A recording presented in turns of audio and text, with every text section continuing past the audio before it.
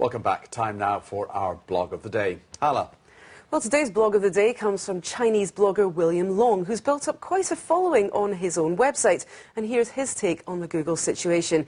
He says that Google's announcement is basically psychological warfare and is unlikely to be implemented because Google would be the loser, as well as Chinese internet users. Google, he says, doesn't think of itself as a media outlet, but as a search engine. And it believes that its search results are rendered purely by an algorithm and so it shouldn't be filtered as in the US. But Long says that because of the Chinese government's much-trumpeted anti-pornography campaign, Google couldn't cope with the situation and had to change its strategy in China.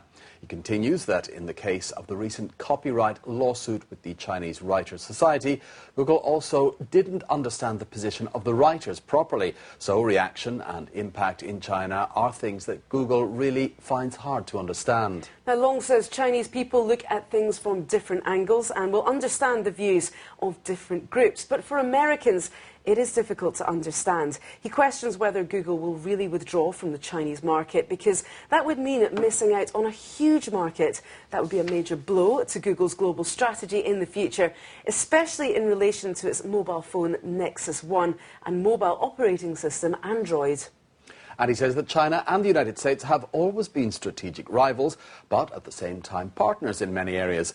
Google must realize that people in China and the United States don't think in exactly the same way, so they must find more channels to exchange viewpoints. Quitting China, he concludes, is not an attractive option for Google. Now, there are a number of comments on that blog.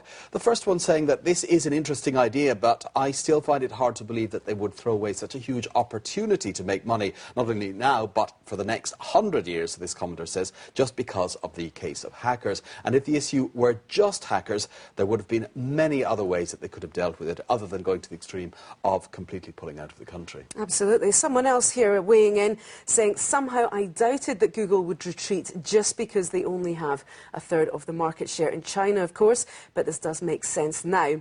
In the end, international corporations still abide by politics.